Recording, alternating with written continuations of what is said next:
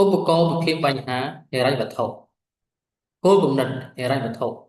ហិរញ្ញវត្ថុជួយក្នុងការកំណត់តម្លៃនៃការចែកចាយសេវាគ្រប់គ្រងទឹកស្អាតការសម្អាតនិងអនាម័យជនបទ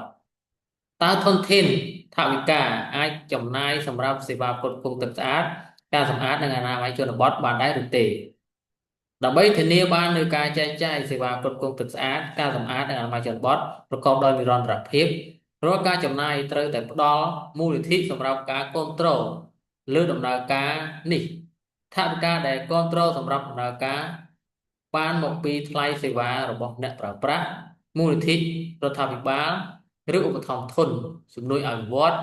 ឬការវិនិយោគរបស់វិស័យឯកជន ការទទួលបានការប្រើប្រាស់ជាសកលប្រកបដោយនិរន្តរភាពនឹងមិនសម្រេចបានឡើយប្រសិនបើការចំណាយកើតឡើងដដែលៗដោយខាងក្រោមមិនត្រូវបានបង់ប្រាក់សម្រាប់ពេលបច្ចុប្បន្ននិងពេលអនាគតការចំណាយទាំងនេះរួមមានប្រតិបត្តិការនិងការថែទាំតិចតួច